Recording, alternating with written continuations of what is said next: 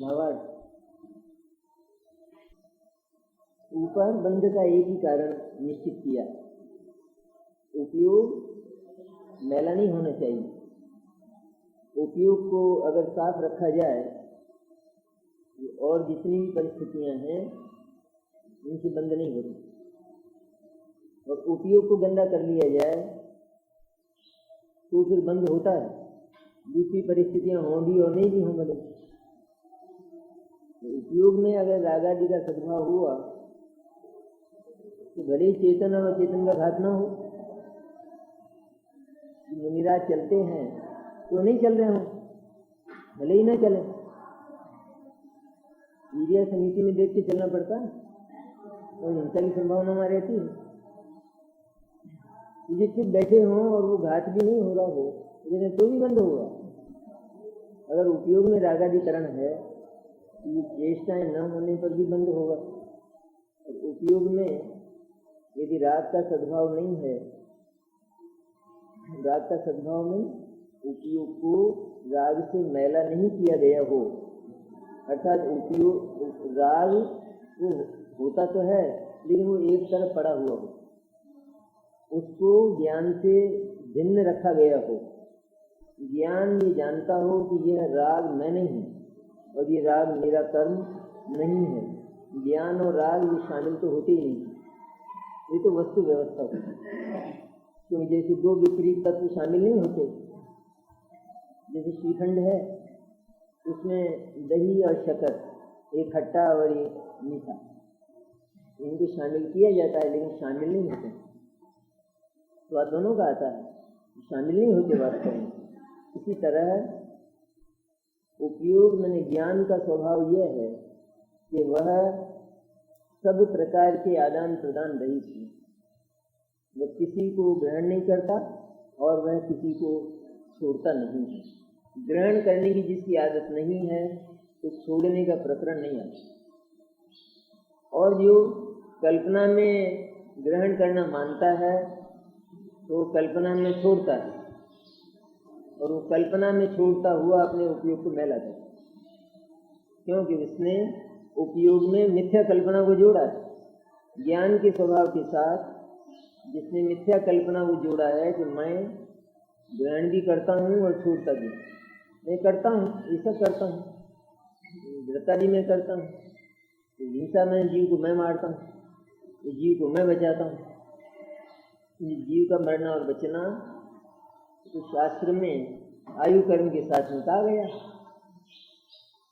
आयु कर्म किसी का क्षीण हो चुका हो तो किसी की भी ताकत बचाने की नहीं होती, और आयु कर्म जिसका बचा है किसी की ताकत मारने की नहीं होती। ये एकांत नियम है, इसमें ये अनेकांत नहीं है। तो कभी ऐसा भी हो जाए आयु कर्म तो बाकी हो और कोई मर जाए, ऐसा नहीं है। और आयु कर्म क्षीण हो चुका हो और कोई बच जाए, प्रयत्न करने से, आसपास के प्रयत्नों से, लोगों के प्रयत्नों से, मंत्रों के प्रयत्नों से, कोई पराक्रमियों के प्रयत्नों से, रक्षा के प्रयत्नों से कोई बच जाए, आयु के क्षीण हो जाने पर भी ये होता नहीं। ये एकांत नियम है, इसमें अनेकांत नहीं लगाना। अनेकांत कैसे लगेगा इसमें कि जीव का मरण और जीवन आयु कर्म के ही अधीन है, ये भी कहने की बात है।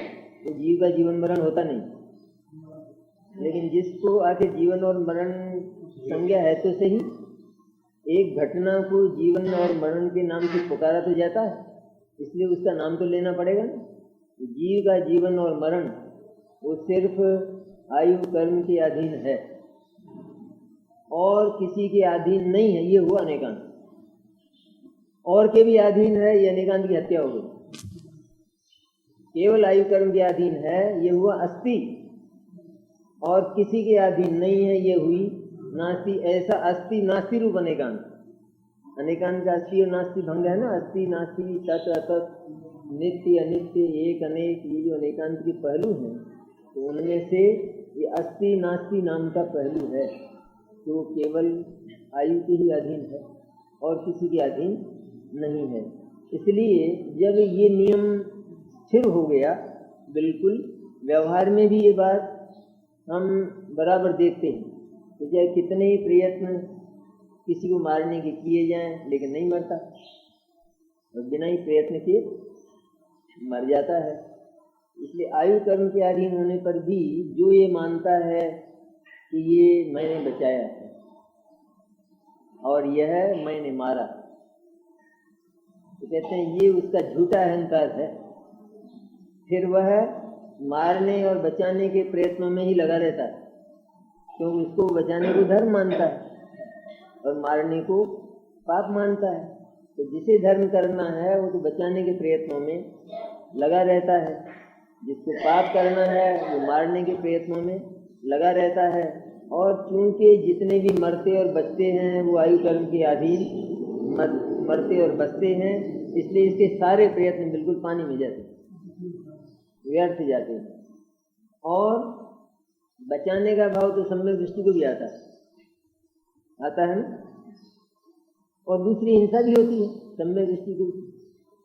संकल्प की हिंसा कदाचित न हो, पर आरंभी उद्योगी विरोधी ये तो होती है ना। सब्जी खाता आदमी रोज, सब्जी बनाता आदमी, भोजन बनाता है ना, हिंसा तो होती है ना। ये सब होने पर भी मैंने ये हिंसा का भाव होने पर भी और अहिंसा का भाव मैंने जीव बचे, जीव को बचाऊं ऐसा भी, इतना तक विकल्प आए तो भी इसके पार एक बात पड़ी रहती है कि न तो मैं मार सकता हूँ और न मैं बचा सकता हूँ। ये भाव, ये ज्ञान की शुद्धता उसके भीतर पड़ी रहती है। इसलिए उसमें वो जो तीन लोक और तीन काल का अहंकार है वो नहीं रहता। अज्ञानी को जो काम वो करना चाहता है वो काम बिल्कुल नहीं होने पर भी करने का पूरा अहंकार पड़ा रहता है। उस अहंकार से वो वजनी रहता है, उसका माथा भारी रहता है। अब के नहीं हुआ तो अब करूँगा, कैसे नहीं होगा। इस बार नहीं मरा तो अब मारूंगा, इस बार नहीं बचा, लेकिन ये इस बार नहीं बचा तो क्यों नहीं बचा, इसकी मीमांसा उसके ज्ञान में नहीं। क्यों नहीं बचा? जब बचाया जा सकता है तो फिर बचना चाहिए, लेकिन ये क्यों नहीं बचा है इसका उत्तर स्वयं उसके ज्ञान के पास नहीं है। इसका उत्तर तो संतों के पास है, दिगंबर संतों के पास है, ज्ञानियों के पास इसके जवाब है कि वह नहीं बचा था क्योंकि वह तेरे अधिकार की चीज नहीं थी। तो एक तो हिंसा का भाव और एक अहिंसा का भाव, ये दो बात हुई, ये न्यारी बात। और एक हिंसा कर सकने का भाव, मार सकने का भाव और बचा सकने का भाव, ये न्यारी हुई बात। ये दोनों न्यारी बात है। तो जो अहिंसक है एक भी जीव को मारता नहीं और निरंतर बचाने का भाव होता है, तो उसके भीतर तो हिंसा नहीं है ना, हिंसा का भाव नहीं है ना उसके भीतर, नहीं। लेकिन आचार्य कहते हैं कि उसके भीतर हिंसा का महान दह पड़ा है, क्योंकि वो ये मानता है कि मैं मारता नहीं हूं लेकिन मार तो सकता हूं। तो नहीं हुआ हिंसा का दह, मारता तो नहीं हूं, मैं मारूंगा भी नहीं, जीवन पर्यंत मेरी प्रतिज्ञा है, लेकिन मैं मार तो सकता हूं। इसी तरह जो मारने वाला है तो वो मैं मारता हूं, मैं बचा भी सकता हूं लेकिन मैं बचाऊंगा नहीं, मैं तो मारूंगा। बचा सकता हूं क्यों, मैं मारता हूं ना तो बचा भी सकता हूं, मारने वाला मैं हूं ना, मैं उसको ना मारूं तो बच जाएगा, लेकिन मैं बचाऊंगा नहीं, मैं तो मारूंगा। तो अपने आप को बचाने वाला मानता है। तो जो बचा रहा है अर्थात अहिंसा का भाव कर रहा है केवल, तो वो उसके भीतर महान हिंसा का दह ये पड़ा है कि मैं मार सकता हूं, और मार नहीं रहा है। मैंने एक घास के तिनके की भी हिंसा ना हो, घास पर, हरी घास पर ना चले, मुनिराज नहीं चले, देशपति श्रावक वो भी यथासाध्य करते हैं। ये सब करते हुए भी भीतर हिंसा का दह पड़ा, अहिंसा का नहीं। अहिंसा तो यह है, ये कार्य मेरे अधिकार क्षेत्र का नहीं है, मेरी सीमा के बाहर है, इसलिए मैं ये काम नहीं करता हूँ, कर भी नहीं सकता हूँ।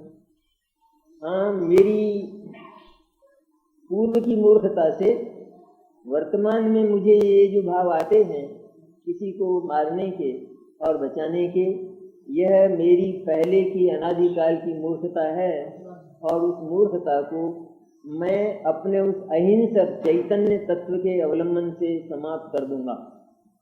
ये करता है मुनिराज हैं, तो उनको भी जब तक प्रवृत्ति रहती है तब तक इस प्रकार का भाव आता है। जी ईरिया समिति में चलते हैं, गमन करते हैं, तो कोई जीव न मरे, ऐसा प्रवर्तन होता है।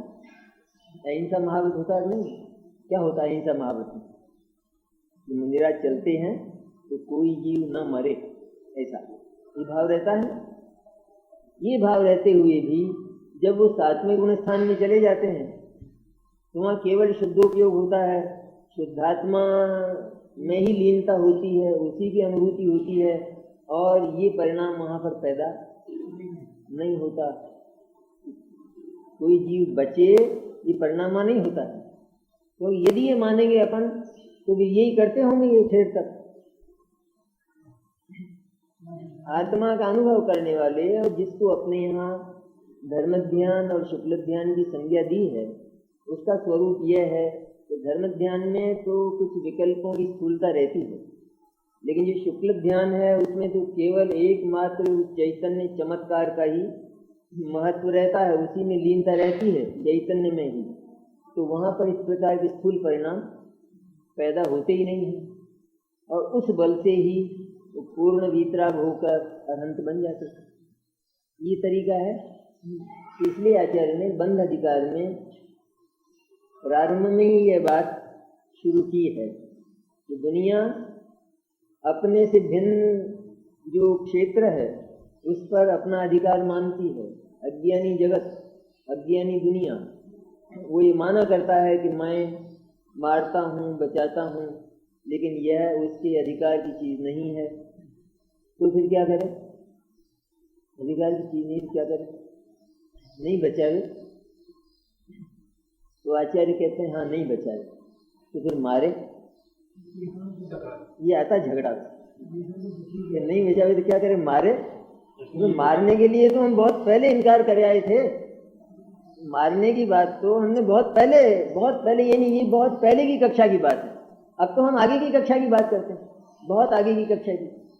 इसलिए तुम ये मारने की बात कहाँ से ले आए? जैसे कोई एमए में चला गया हो और अब वो तो नीचे की कक्षाओं की 7वीं 8वीं कक्षा की बात करे तो साहब क्या करूं फिर? जैसे उसको कहा जाए कि बस अब तुम ठीक हो गए, तुम्हारा तो बहुत अच्छे नंबरों से पास हो गए, तो अब कॉलेज मत आना। तो साहब क्या करूं? गिल्ली डंडे खेलूं? क्या करूं? पहले यही करता था मैं, अब आपने इनकार कर दिया कॉलेज आने से, तो क्या करूं? अब ऊधम मचाऊं? क्या करूं? अभी ये बात तो हमने कब छुड़ा दी थी तुमको? जब तुम यहाँ आने लगे थे तो उसके पहले ही छूट गई थी ये बात। तो तुमको ये याद क्यों आई ये बात? इसका अर्थ ऐसा लगता है कि तुम्हारे भीतर ये पड़ी होगी बात।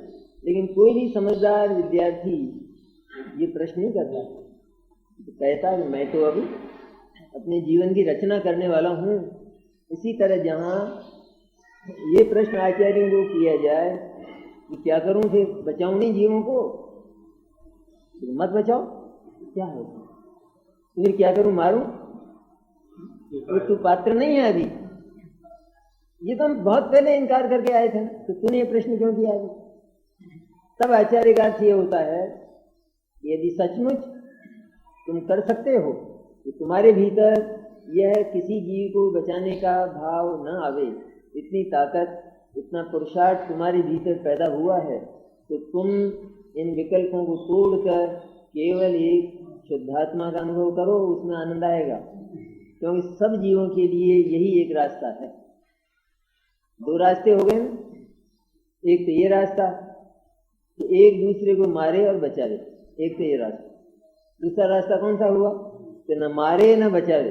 तो फिर क्या करे कि सभी जीव अपने शुद्ध स्वरूप का अनुभव, शुद्धात्मा आनंद से भरा हुआ है, उसी में आनंद मिलेगा और वहाँ पर वो आत्मनिर्भर होगा, वहाँ पर वो स्वतंत्र होगा। जहाँ वो शुद्धात्मा का, निजात्मा का अनुभव करेगा तो दूसरे की ओर, दूसरे के प्रति उत्पन्न होने वाली वृत्तियाँ समाप्त होंगी।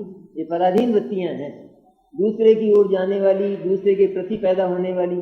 तो दूसरे के प्रति हम कोई वृत्ति पैदा करें और वो भी चाहे कि मेरे प्रति कोई ऐसी वृत्ति पैदा करे, तो ये तो जीवन की एक पराधीन दशा होगी। इसलिए उस पराधीनता को छुड़ाकर आचार्य कहते हैं कि जितने भी जगत के जीव हैं वे भले ही वर्तमान में कुछ नहीं समझते हो तो उनको समझने के अवसर तो मिलेंगे, आगे मनुष्य हो जाएंगे, वो सैनिक पंचेंद्रिय तिरिंच हो जाएंगे, उनको ये अवसर मिलेंगे, लेकिन वे सब यही काम करें, क्योंकि और दूसरा उपाय वो सार्थक होने वाला नहीं है, दूसरे उपायों में साकारता नहीं है। अनंत काल तक भी जीव यदि यह व्यवसाय करे शुभोपयोग का तो ये व्यवसाय पूरा होने वाला नहीं है। इसका प्रारंभ तो है लेकिन इसका अंत नहीं। किसको बचा लेगा? देखें, जगत में अनंत जीव हैं तो किस किस को बचा लेगा? और यदि नहीं बचा पाएगा हमेशा ही उसके चित्त में ये क्लांति रहेगी, बहुत थोड़े बचे हैं, मैं तो बचाना बहुतों को चाहता था, बहुत थोड़े बचे। मारने के भाव वाला ये देखेगा कि बहुत चाहता हूँ लेकिन मरता ही नहीं है, कोई चक्कर में आता ही नहीं है। इस तरह की जो जघन्य प्रवृत्तियां हैं ये समाप्त होंगी और आत्मा अपने ही भीतर पूर्ण स्वाधीनता का अनुभव करेगा। तो प्रत्येक आत्मा को स्वाधीनता का मार्ग इस बंध अधिकार में बताया कि हम अहिंसा की जो बचाने की भावनाएं हैं उन बचाने की भावनाओं का अंत करके क्या करें। ये जो बचाने की भावनाएं हैं ये तुम्हारी साकार नहीं होती हैं, और कोई ये चाहता है कि मेरे को बचाया जाए तो उसको भी बचाने वाला मिलता नहीं है। इसलिए हर जीव जो ये चाहता है कि मेरे को बचाया जाए वह भी, जो ये चाहता है कि मैं किसी को बचाऊं वो भी, ये दोनों के दोनों केवल अपने स्वतंत्र चैतन्य का अनुभव करें। तो इस तरह अगर सारा ही लोग ये अनुभव करने लगे तो कितना सुंदर हो। ये तो अपनी कल्पना, वो तो होगा तो नहीं, तो बहुत से ऐसी मंशा वाले भी हैं कि कहीं हो नहीं जाए तो ये सब जो है ये छापाखाने बंद हो जाए और सारी धर्मशालाएं बंद हो जाए, ये चक्कर है। ये हो नहीं जाए, कहते हैं ये कुंड की मंशा और अमृतचंद की मंशा पूरी नहीं हो जाए दुनिया में, वरना तो सारे खत्म हो जाए। तो कहीं जगत को बनाए रखने वाले लोग अभी बाकी हैं, इसलिए जगत कभी मिटने वाला तो नहीं है। उसके हामी, उसके समर्थक लोग सदा ही अनंत रहे हैं और अनंत रहेंगे, और उसे इनकार करने वाले लोग बहुत कम रहे हैं और बहुत कम होंगे। इसलिए ऐसे लोगों को भी जो दुनिया को नहीं उठाना चाहते हैं उनको भी आचार्य साथ ही साथ कहते हैं तुम्हारी दुनिया अनंत काल तक बनी रहने वाली है, इसलिए तुम चिंता मत करो, लेकिन आराम का रास्ता तो केवल ही एक ही और दूसरा नहीं। भावार्थ में कहते हैं यहाँ सम्यक दृष्टि की अद्भुत महिमा बताई है और ये कहा है कि लोक योग करण चैतन्य अचैतन्य का घात वे बंध के कारण नहीं। सम्यक दृष्टि बताइए, सम्यक दृष्टि मैंने सम्यक दृष्टि तो ये चतुर्थ गुण स्थान जिसको कहते हैं अपन, वहां से लेकर सभी हैं, नहीं है भगवान सिद्ध सम्यक दृष्टि है नहीं, सम्यक दृष्टि है भगवान सिद्ध, भगवान है ना, सम्यक दृष्टि है भगवान। लेकिन हम भगवान को सम्यक दृष्टि नहीं कहते हैं, हम उनको सिद्ध परमात्मा कहते हैं। नहीं, क्योंकि सम्यक दर्शन से जो आगे बढ़ चुके हैं उनको पिछले नाम से पुकारा जाए तो कुछ अच्छा लगेगा? अच्छा लगेगा? जैसे एमए किसी ने कर लिया हो तो क्या बैचलर जरा आना, तो वो जरा पसंद करेगा इस बात को, इतना मूर्ख है ये, समझता नहीं है। तो इस तरह जो ऊंची योग्यता को प्राप्त हुए हैं तो उनको निम्न योग्यताओं से पुकारना ये भी मूर्खता है। इसका अर्थ वो समझता नहीं उस पद की गरिमा को। इसलिए केवल चतुर्थ गुण स्थान जिसको कहते हैं, जहाँ पर अनादि काल की गंदगी, ये गंदगी दर्शन मोह की गंदगी, मिथ्यात्व की गंदगी, तो मैं करता हूँ कुछ जगत में, ये धुल जाती है, समाप्त हो जाती है, उसको सम्यक दृष्टि कहते हैं। उसके आगे जब चारित्र और अधिक विकसित होता है तो हम उसको श्रावक कहते हैं, हम उसको सम्यक दृष्टि नाम से मतलब कहेंगे तो यूँ कहेंगे सम्यक दृष्टि श्रावक। और जहाँ केवल सम्यक दृष्टि नाम आएगा तो फिर उसका तात्पर्य है चतुर्थ गुण स्थान वाला जिसको आत्मा का अनुभव हुआ है, बस केवल इतना, उसकी महिमा है ये। कोई कहे कि ये सम्यक दृष्टि नहीं है, ये आगे की है, क्योंकि सभी सम्यक दृष्टि होते हैं। तो सभी सम्यक दृष्टि होते हैं, लेकिन उनको सम्यक दृष्टि नाम से नहीं पुकारते। जब मुनिराज हैं तो उनको कहेंगे ये सम्यक दृष्टि, ऐसा बोले, या वीतरागी, वीतरागी संत बोलेंगे, क्यों ऊंची योग्यता है। आगे उनसे भी आगे, मुनिराज से भी आगे 12वें गुण स्थान वाले सदमस्त वीतराग हैं, जिनका मोह बिल्कुल समाप्त हो गया है और थोड़े समय में केवल ज्ञान होना है, वो सदमस्त वीतराग है। फिर भगवान अनंत केवली परमात्मा वो है। तो तेज जैसे भगवान केवली हैं, तो उनको कहें ये छद्मस्त वीतराग है। कैसी थप्पड़ है एकदम। अरे छद्मस्त तो अल्पज्ञ को कहते हैं, तो केवली को हम छद्मस्त वीतराग कहेंगे? वीतराग तो है वो, लेकिन छद्मस्त हैं क्या? अल्पज्ञ हैं, केवली हैं। इसलिए यहाँ जो महिमा है सचमुच ये चतुर्गुण स्थान वाले आत्मा की है, ये कहना चाहते हैं, ये उनकी महिमा है, आगे वालों की नहीं।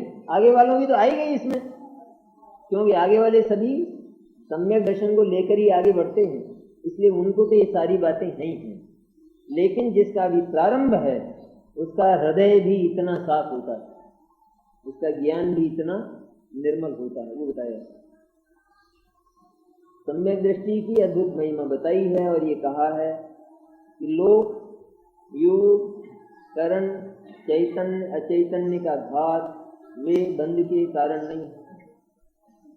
लोक में भी हो भले, जैसे भले व्यवसायी हैं, तो भले व्यवसायी लोक का अनुकरण तो नहीं करते। भला धंधा करने वाले लोग हैं, वो दुनिया का अनुकरण करते हैं। ये तो सारे ऐसा, आज तो सब जमाना ही ऐसा, जमाना है तो सही ऐसा, लेकिन क्या वे ये कहेंगे कि जमाना ऐसा है इसलिए हम भी ऐसा क्यों हो ऐसा? करने के लिए बहुत गुंजाइश होने पर भी वह काम करणीय नहीं, मनुष्योचित काम वो नहीं है। इसलिए जो भद्र लोग हैं वे लोक में होने वाले जो निंदनीय कार्य हैं उनको अपना काम नहीं मानते। इसी तरह लोग को जो इस तरह का कारण मानते हैं कुछ चेष्टाओं का, तो उनके अनेक प्रकार के योग, मनोचनकाय के योगों से वे विविध प्रकार के काम करते हैं। फिर अपने शरीर से वे अनेक प्रकार के काम करते हैं, कुछ मारना और बचाना इत्यादि भी करते हैं, सब करते हैं। लेकिन भद्र पुरुष इन सबसे दूर रहते। तो हमारा काम अगर हम ये करने लगेंगे तो हम व्यवसाय कब करेंगे? हमारा पेट कैसे भरेगा?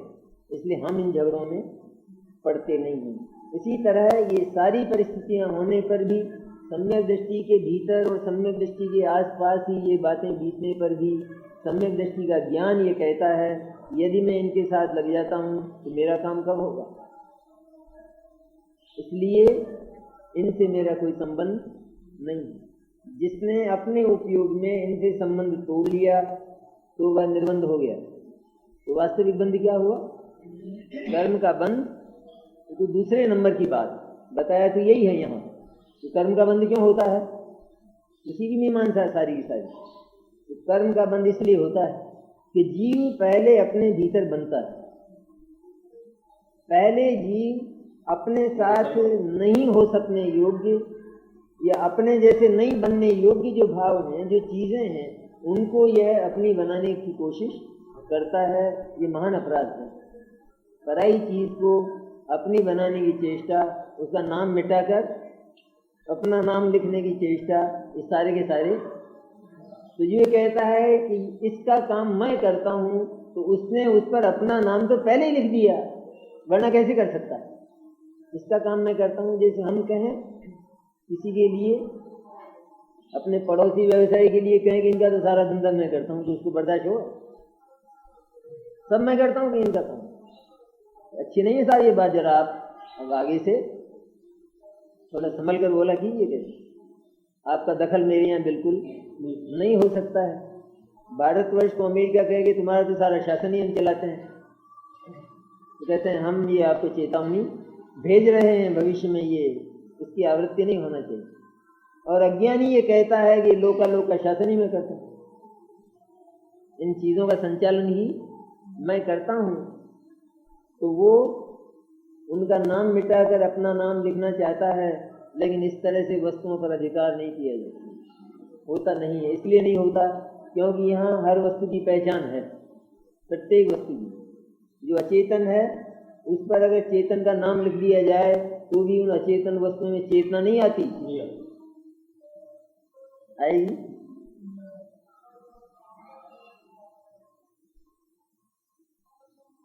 एक नगर में जैसे राजा का कोई कीमती हार खो गया और एक दरिद्री है, अनाचारी भी है, एक बार भी भोजन नहीं मिलता है भरपेट, तो वो राजा का हार उसके यहाँ पाया जाता है। अब वो ये कहे कि साहब मैं तो कमाई करके लाया, वो मान लेगा बात? मान लेगा? और तो नाम लिखा ले अपना, बोले मैंने तो ये अपनी मेहनत से अपनी कमाई करके और ये हार बनवाया, मानी जाएगी बात? अगर नाम भी लिख ले तो क्यों नहीं मानी जाएगी? इसमें इस जाति का ही नहीं है। ये हो क्या सकता है कि तेरे यहाँ जब तुझे खाने को नहीं मिलता है तो तेरे यहाँ ये करोड़ों रुपए का हार ये हो कैसे सकता है? तो बंदी नहीं बनाया जाएगा?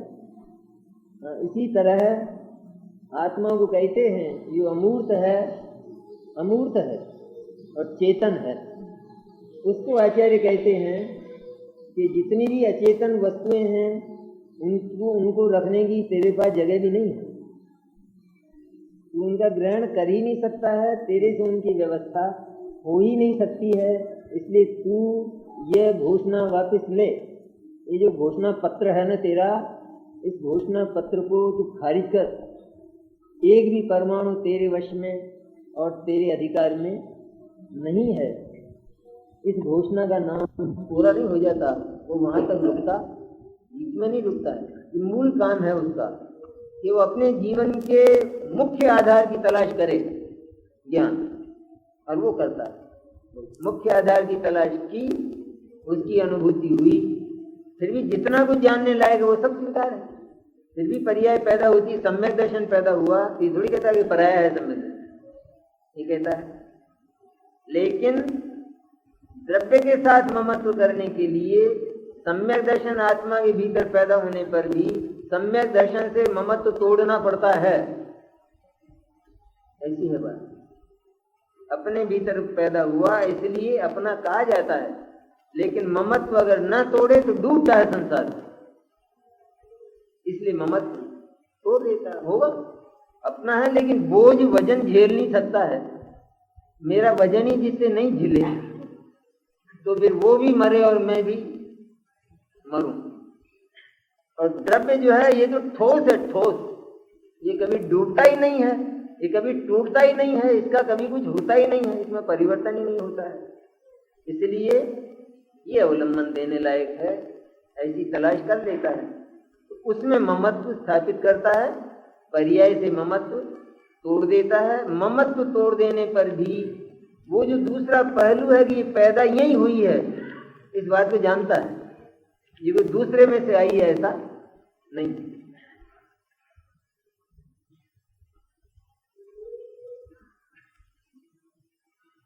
विवाह में होता है ना, जैसे विधवा स्त्रियों से जो खास काम है वो नहीं करवाए जाते हैं, विवाह में नहीं करवाए जाते हैं। तो फिर जहाँ वो सौभाग्यवती स्त्री की जरूरत हो तो फिर वहां उस अपने घर की विधवा स्त्री को स्व माना जाए, पर माना जाए? हाँ, क्या माना जाए? इस कार्य के लिए, इस प्रयोजन के लिए, इस प्रयोजन में हम स्व और पर की तलाश करें तो कौन आएगा? अब वो किसमें जाएगी? वो जैसे पड़ोस की स्त्रियां वैसे नहीं है ये इस प्रयोजन में, जैसे पड़ोस की हैं उसी तरह से इस प्रयोजन के लिए ये हैं। और इतना भी हम जानते हैं कि ये है तो हमारे घर की, इतना तो हम जानते हैं, तो हमारे घर की होने पर भी इस समय काम की नहीं है। इसी तरह पर्याय हमारे घर की होने पर भी उपादेयता में काम की नहीं।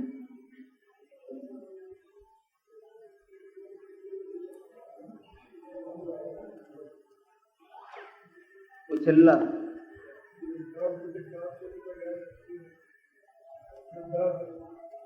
अजय बात तो आते तो हुई नहीं, आप तुमको छोड़ ही गए तो कहाँ तक ये विषय तो सुनने का है?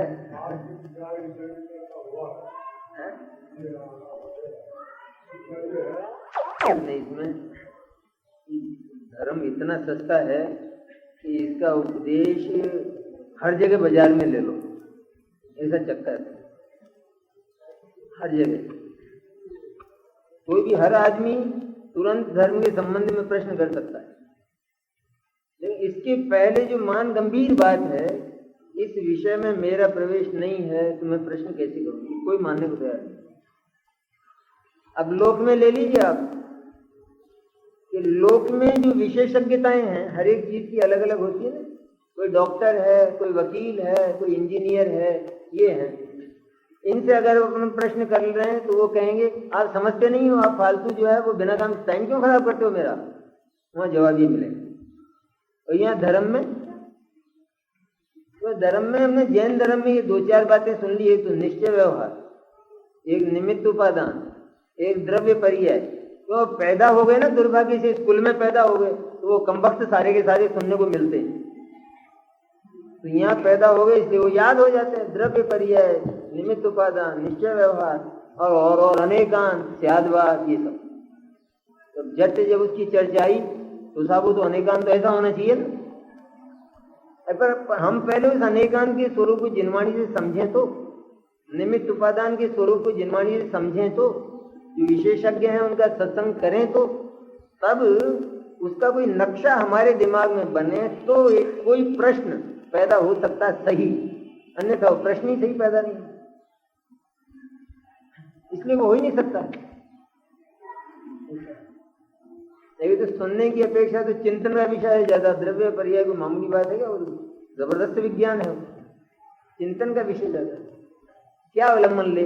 आत्मा को अनादिकाल से राग है, पर्याय अपनी है नहीं। बोलो, राग को माने अपना, जैसे ज्ञान को अपना मानता है वैसे राग को अपना माने। फर्क करेगा नहीं करेगा? नहीं करेगा। चलो ब्लड और ब्लड प्रेशर, ये जहां ब्लड है वहीं ब्लड प्रेशर है, नहीं है ना? तो जैसे ब्लड को अपना मानता वैसे ब्लड प्रेशर को भी अपना मानता। कहता तो है कि मेरे ब्लड प्रेशर हो गया है, मेरे को हो गया है, ऐसा कहता है। क्या मानता है? भीतर से। और ये भी जानता है कि मेरे ही पैदा हुआ, मेरे खून में पैदा हुआ। लेकिन उसमें अगर आत्मीयता कर बैठे तो भले कहने पर भी जैसे खून को अपना कहता है, इसी तरह से उस ब्लड प्रेशर को भी अपना कहता है। पर इसके कहने में फर्क है नहीं। भीतर एक का नाश चाहता है और एक को पूरा का पूरा रखना चाहता है। बोलो वो पर्याय है नहीं अपनी? तो पर्याय है तो उसका आश्रय कर ले, उसका अवलंबन करे।